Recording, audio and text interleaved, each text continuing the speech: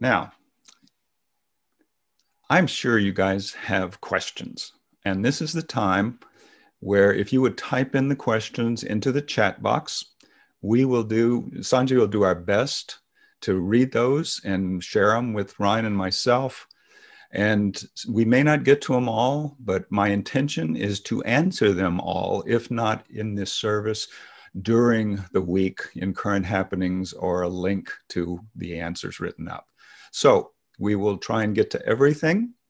And I encourage you to start typing your questions into the chat box. We received a few beforehand. And so I'm going to go off shared screen. And Sanjay, we don't rehearse this. So this is just going to be how it is. One of us will go first. The other one will go second. Ryan, are you there? I am. So all right. I'm going to keep my video off when I'm not talking so that I don't distract from the almighty Reverend Russ. Me too, doing the same thing. So the first questions that we got are going to be through the email. And one of them is very relevant for right now. Do many UUs pray? And if so, how? I'm willing to go first. We get hung up on words and we try and discern what prayer means. We do the same thing with God and reverence and the Almighty. We do all this with all our words. Pray is something you do all the time. You think, you worry. If you define prayer as some appeal to a higher power, okay, yeah, that's fine too. But prayer is a sitting with a situation and sometimes realizing that you're a small part of something much, much larger. Anne Lamott says it very well. There's 3 kinds of prayer: please, thanks, and wow. Wow. All right. This second question is for Rev Ryan. All right. All right, Rev Ryan. Are you ready? We'll see. Okay, so this question is about, can you ever convince someone to change their mind? Can you ever convince an enemy? Can an enemy ever convince you? Take it away. I think the real question there is why we feel the need to convince someone else to change their mind. If we live authentically in what we do, is there really a reason to convince somebody else? That's actually why I like the Unitarian Universalist faith tradition so much. As a Presbyterian pastor, I find so much richness in being able to sit next to somebody with a completely and totally different vantage point on something and be all right with that. So can we change somebody's mind? Yeah, but is it authentic or is it fear-based? Oftentimes. So I think the big thing is looking at our intention of why we feel the need to change somebody else's thoughts, and in such, are we strong enough in our own thoughts, or is our effort to change somebody else's mind because of kind of self-doubt or searching for confidence in our own beliefs? Okay. I'm not the same person I was when I was 20 or 30 or 40 or 50. I have changed. Now, what changed me? My observations, my experiences, my interfacing with other people. I've changed because of the examples I've seen. No one changed me, but I changed myself from the lived examples that I've seen around me. So can someone change you? By their example, they can influence you. Can you change someone else? I don't think so. But I think you can offer them a path forward of good living by example. If your intention is to change people, I wish you the best of luck. I just have not seen it happen in my life. Even if those of you who have had children, you don't change them. You just provide them the container in which to grow and thrive and nourish.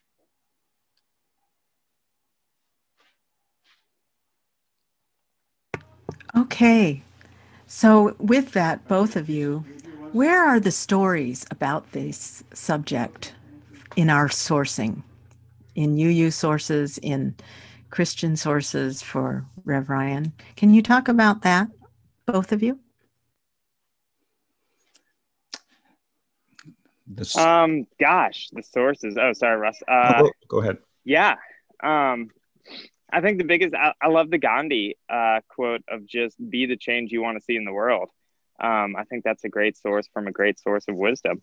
As far as sources in more biblical texts, I think one of the ones that strikes me the most is in kind of the Passion narrative, when Jesus is being taken away in the Abbey of Gethsemane, or the field or Garden of Gethsemane, I'm sorry.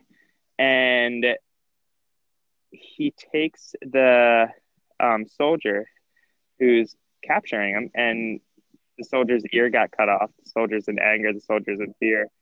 And instead of retaliating, he healed him. And just that touch, that healing, that stopping what you're doing and going, I care about you.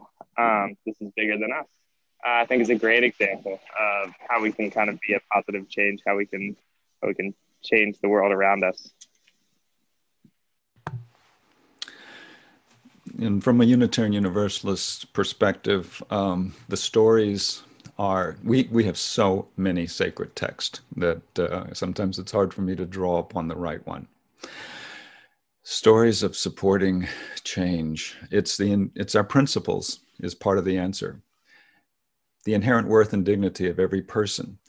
These are not beliefs. These are aspirations. We all need to continue working on, let's just say, our first principle, the inherent worth and dignity of every person. Can you do it? I mean, really, can you? This is an aspiration.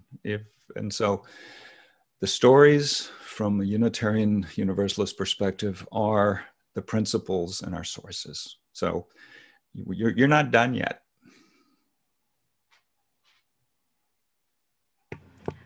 Wow. Okay, and going on this trend, please discuss, both of you, the spiritual aspects of, and it's spelled in all caps, hate. Mm. Mm.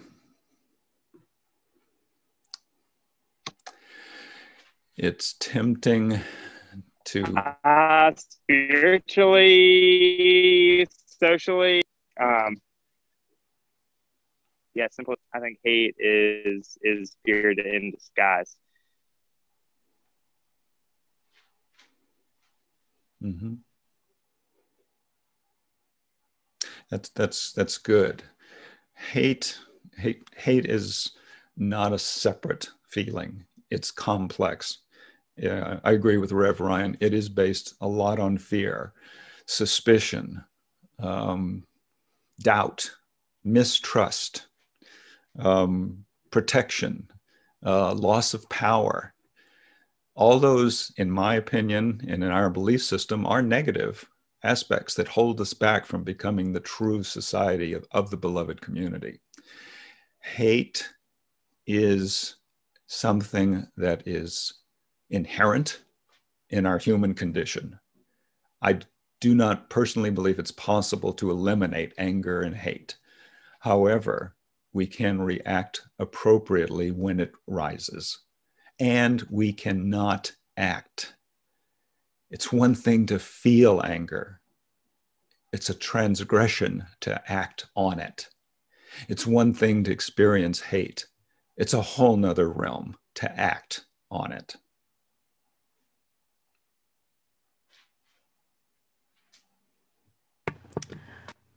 Thank you. As the questions come in, some of them I encourage people to, I'm seeing answers in the chat as well, and I encourage you to continue to do that. This next question sort of shifts the narrative slightly, but it's about how do we mourn the magnitude of the loss from COVID?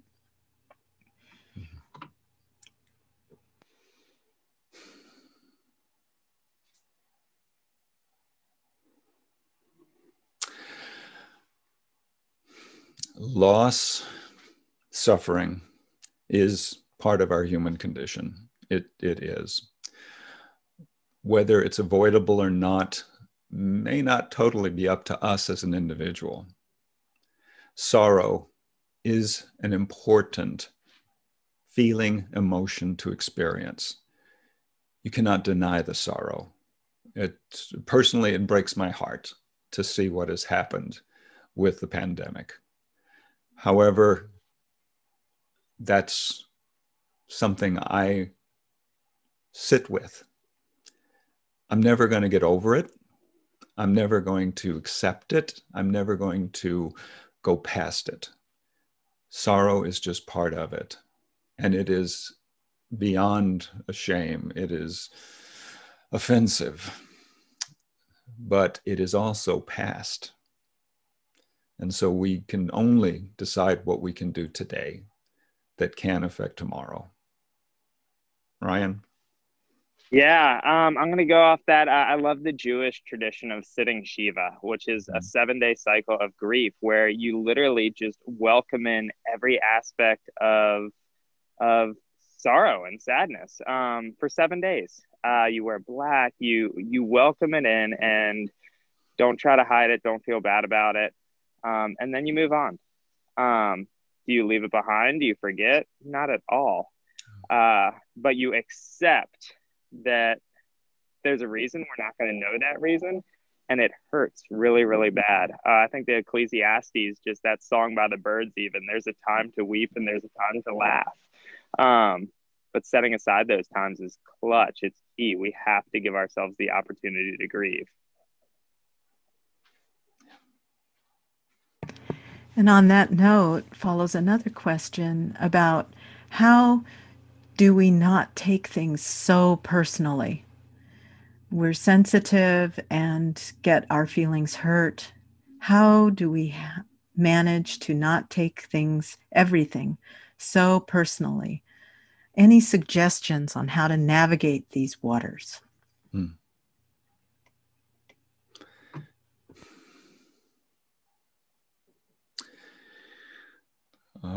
I'll go.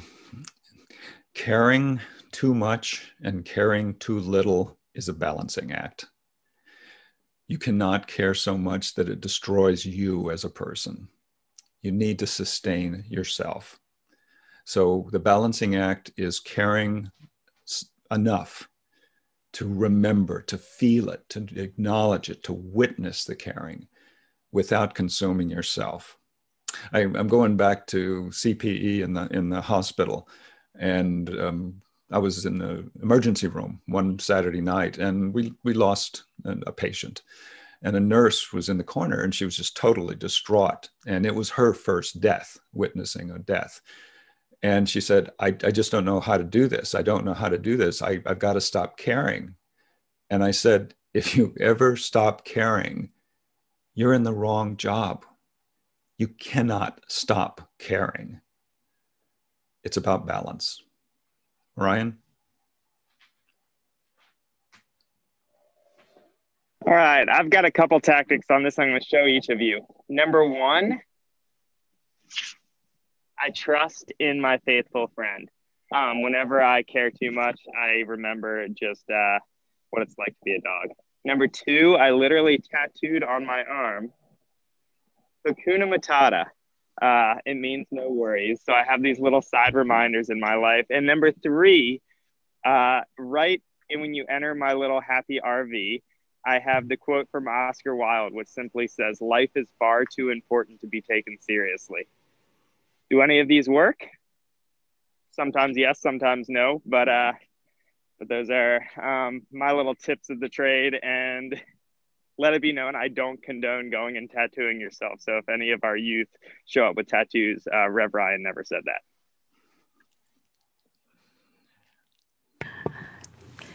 Thank you both. Here is another question, and I'll just, well, I'll leave it to you. In some cultures, the self belongs to the individual. In others, the self belongs to the family, the larger community, and God. How do we communicate across this divide, quote unquote?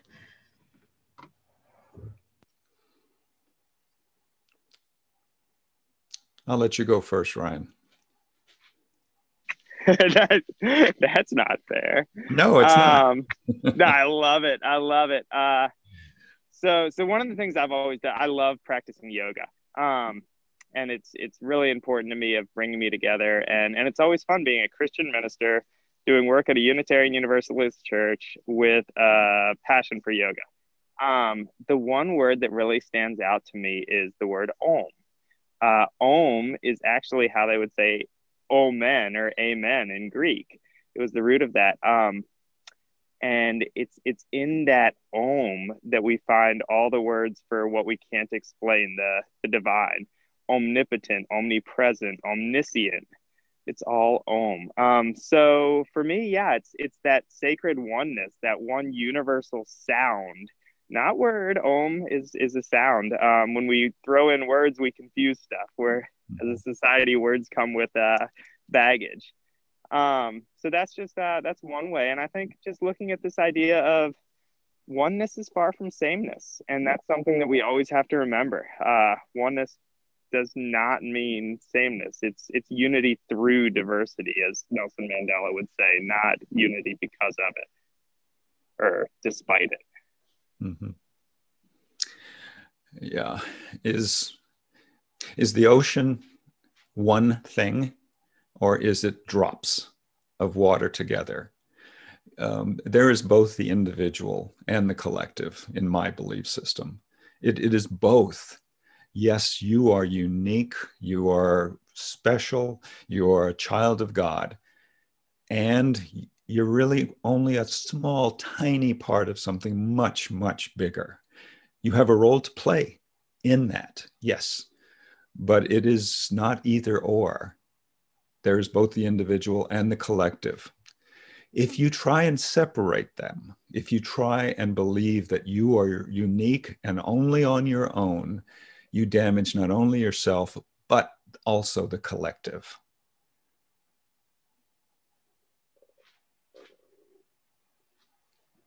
Okay. Thank you both. There's one more question. No, two more. I'm sorry. There's one about living between pro-Trump neighbors, but how do I, and it's really hard to ignore, how do I heal this?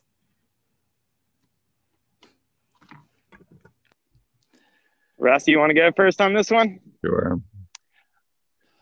We've got some challenging times ahead of us.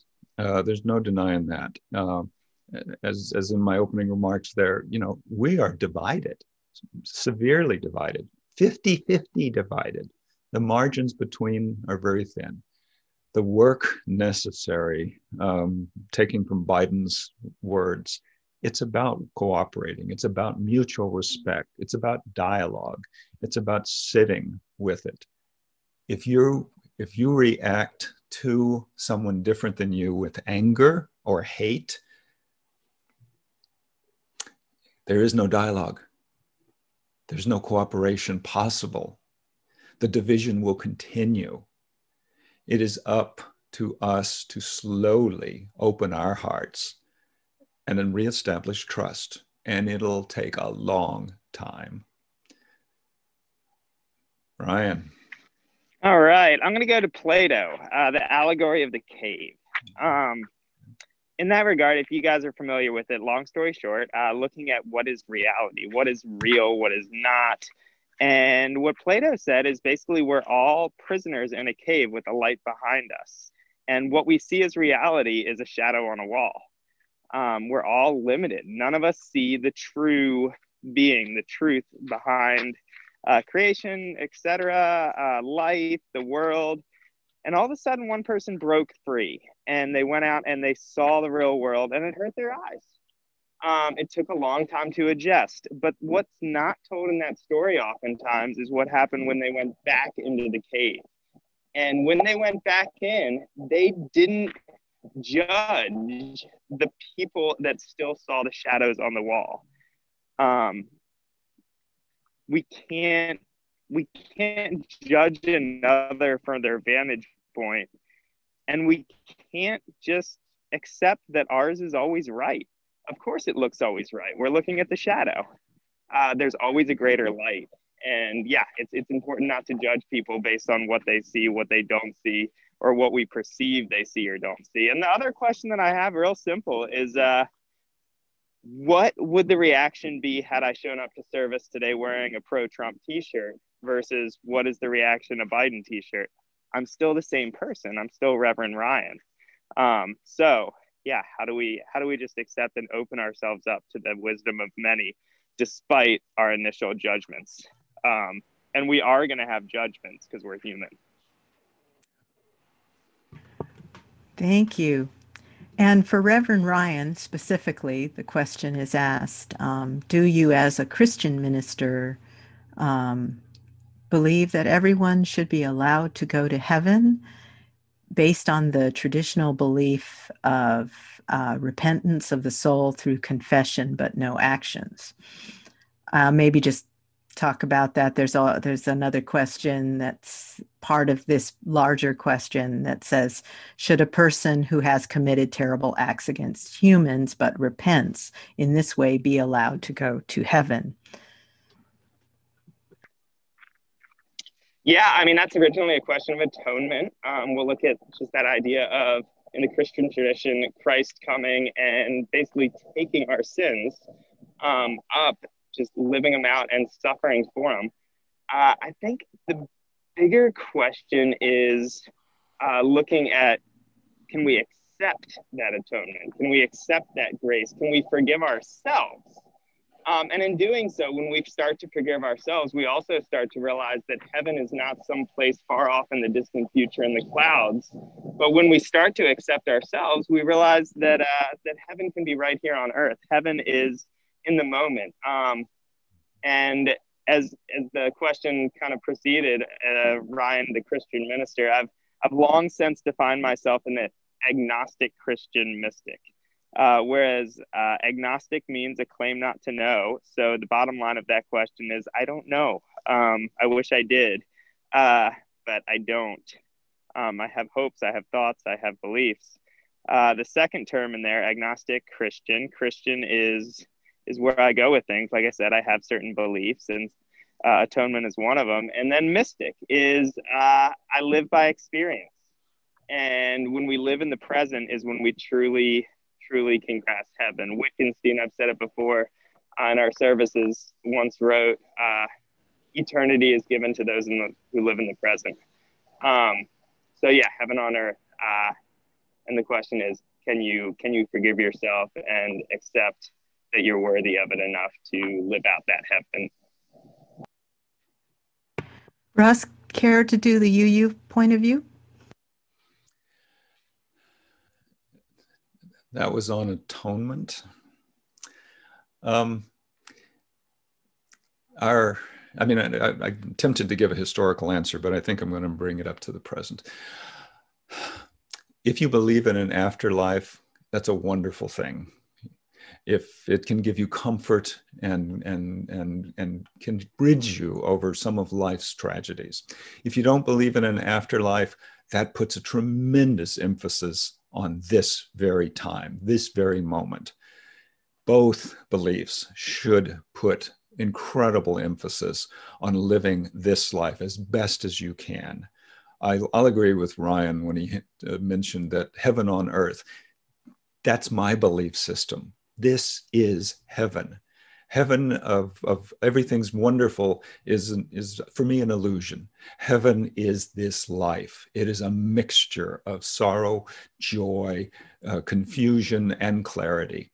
It is everything. And so, yeah, It is about forgiving yourself. It is about taking care of yourself. It's all those things. But this is it in my system, guys. This is it. This is what we got.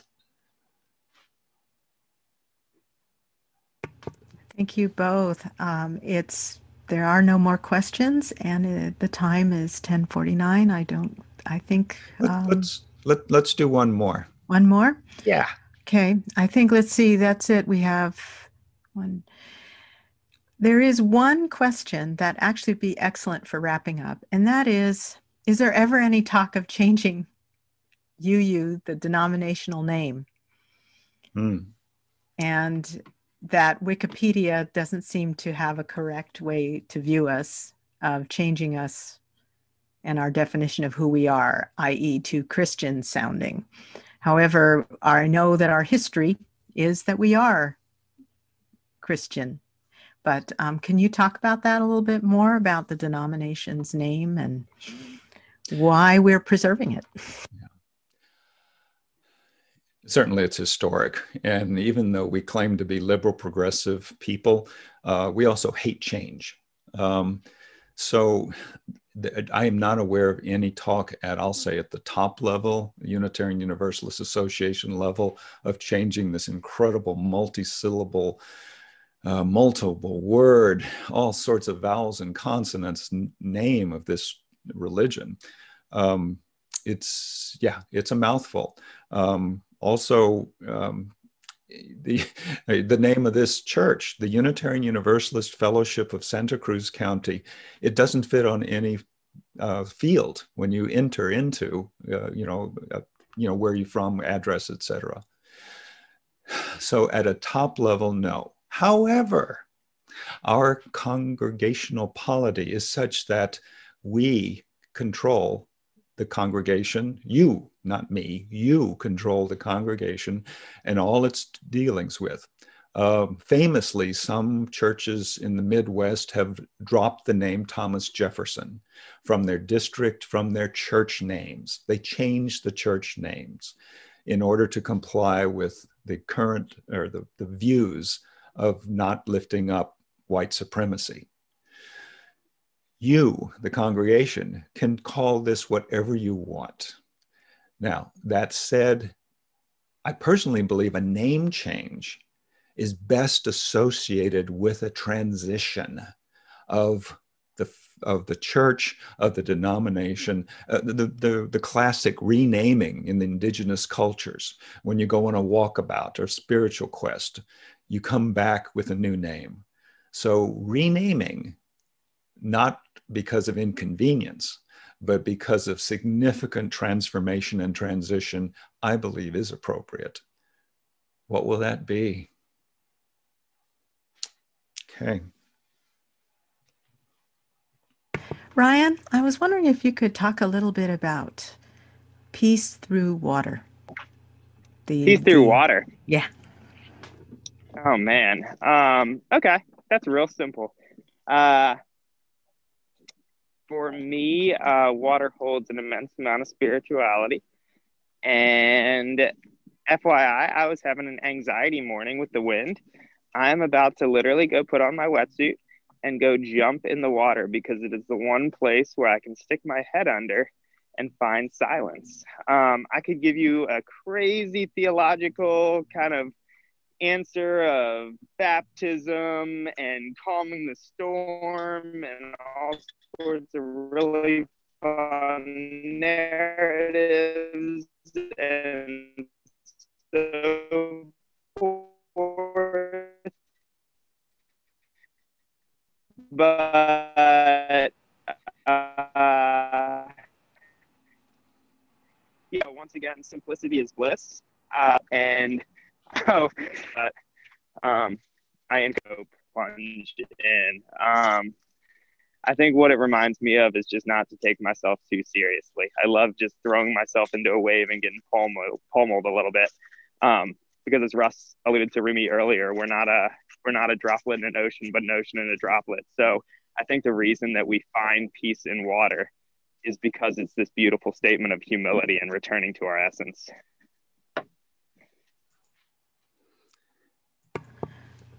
And Russ, Can you speak on returning to our essence? It's a grounding. It's important to go back to who you are, you know, just to the essence. And you can do that within a variety of spiritual practices. You know, it could be yoga, it could be journaling, it could be crafts, it could be jumping in the water, surfing, etc. Spiritual practice is that which grounds you, and it's based in humility.